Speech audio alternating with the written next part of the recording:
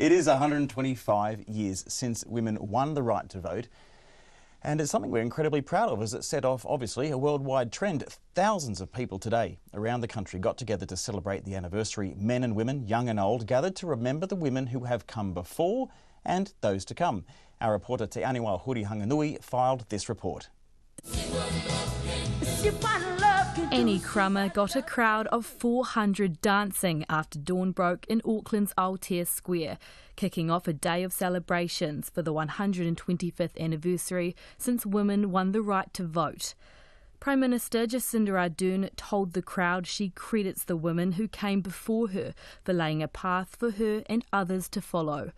Nearly 32,000 people signed 13 suffrage petitions that were presented to Parliament in August 1893, among them Ms Ardern's great-great-grandmother Catherine. The stories of some of our relatives, the women before us, may appear unremarkable. But within the ordinary sits the extraordinary. Women who just got on with it, but had a story to inspire as they went.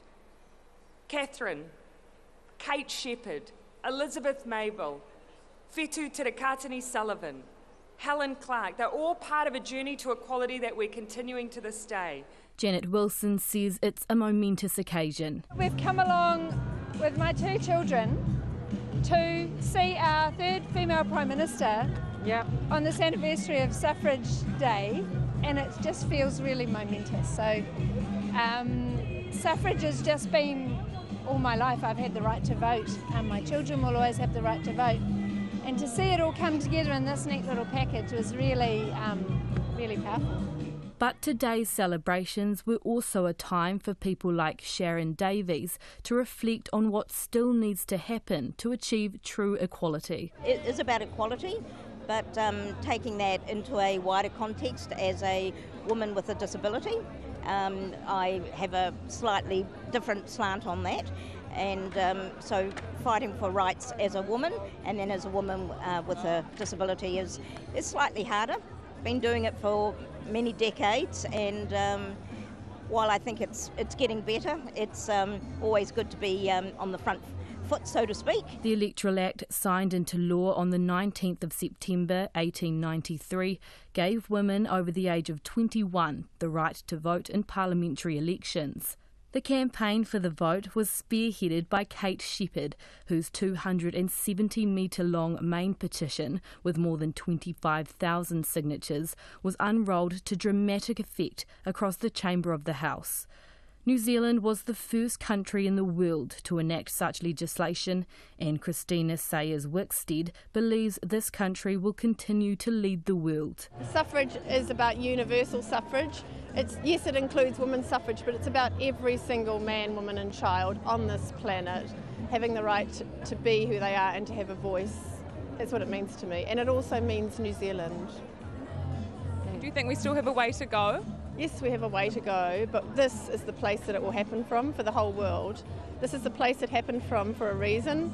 There is spiritual mana wahine in this land, and this is the place where it will happen again for the rest of the world. In New Plymouth, about 50 people gathered at a service at the interim Taranaki Cathedral Church of St Mary to commemorate the suffrage struggles of local women. A member of the New Zealand Council of Women, Mary Perrott, and her friend Heather Payton-Lewis dressed in period costume for the occasion.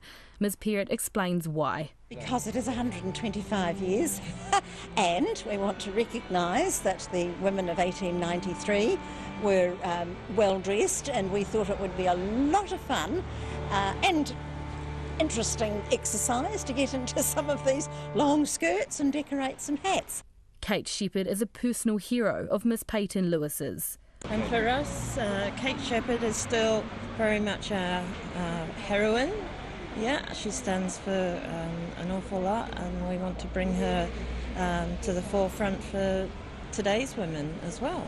She's still on our $10 note, and she did some wonderful things.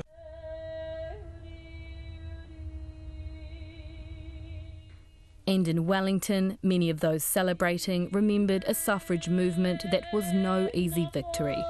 Māori women who fought for the right to vote faced other forms of oppression too. Those who joined the Temperance Union were prohibited from wearing tamoko, and Māori women were unable to vote in an anonymous ballot. On the forecourt of Parliament, Māori artists from the theatre company Mau joined with Wellington's Cook Island community. Writer Susanna Leataua says they want to remember the many wahine who helped pave the way for equality too. What we've recognised is that the 125 years sits inside the context of our women in leadership in Aotearoa, Te Moananui a Kiwa, within the context of millennia. So we're coming to acknowledge that day, our involvement as Māori and Pacific women at that time in 1893 and in the years that lead up to that. We're also acknowledging all the women that signed the Treaty of Waitangi and recognising that the 125 years sits inside the context of all of those years of leadership. Prime Minister Jacinda Ardern was speaking for many when she said the journey to equality continues and the challenges that have not yet been overcome are on the top of her to-do list. Mo te hōtaka o te ahiahi nei, ko te aniwa, hurihanga nui ahau.